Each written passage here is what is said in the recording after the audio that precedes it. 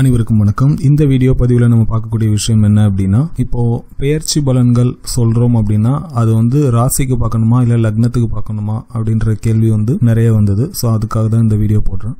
ராசி லக்னம் இது ரெண்டுக்கும் முதல்ல என்ன வித்தியாசம் அப்படின்றத பார்க்கலாம்.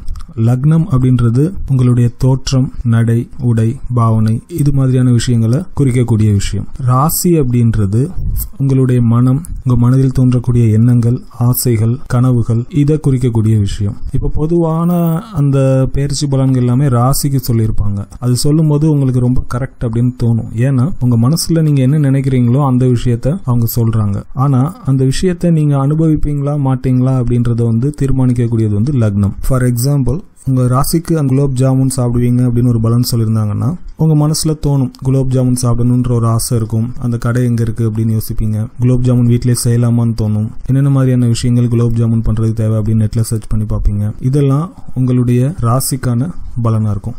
அதே இது லக்னம் அப்படின்னா நீங்க குலோப் ஜாமுன் சாப்பிட்டே தருவீங்க. அது எப்படியாவது உங்க கைக்கு சேரும். நீங்க வீட்டில் ரெடி பண்ணி சாப்பிட்றீங்களோ இல்லை கடையில் போய் சாப்பிட்றீங்களோ அந்த குலோப் ஜாமுன் சாப்பிட்ற அந்த விஷயத்தை நீங்க அனுபவிச்சுடுவீங்க. இதுதான் லக்னத்துக்கும் ராசிக்கும் உள்ள வித்தியாசம். இதே மாதிரி ஃபாரின் போற விஷயத்தையே நான் என்னுடைய சனி பயிற்சி பலன்களில் சொல்லியிருந்தேன். இப்போ ஃபாரின் போகணும் அப்படின்னா உங்க ராசிக்கான பலன் அப்படின்னு பார்க்கும்போது உங்க மைண்ட்ல தோணும் யாரை கான்டாக்ட் பண்ணா ஃபாரின் போக முடியும், பாஸ்போர்ட் அப்ளை பண்றது எப்படி, விசா அப்ளை பண்றது எப்படி, அதுக்கான ஆப்பர்ச்சுனிட்டிஸ் எங்க இருக்கு, இதெல்லாம் உங்க மைண்ட்ல ஓட ஆரம்பிக்கும். இதெல்லாம் ராசிக்கான பலன். லக்னத்துக்கான பலன் அப்படின்னா ஏதாவது ஒரு வழியில உங்களுக்கு ஃபாரின் போகக்கூடிய ஆப்பர்ச்சுனிட்டி நடக்கும். நீங்க உங்க மனதுல தோன்றி அந்த விஷயத்தை எக்ஸிக்யூட் பண்ணுவீங்க. அன்எக்ஸ்பெக்டடா ஏதாவது ஒரு வழியில கூட உங்க ஃபாரின் போகக்கூடிய அந்த ஆப்பர்ச்சுனிட்டி கிடைக்கும். இதுதான் லக்னத்துக்கும் ராசிக்கும் உள்ள வித்தியாசம். ஸோ உங்களுடைய ஜாதகத்துல லக்னம் தெரிஞ்சுக்கோங்க.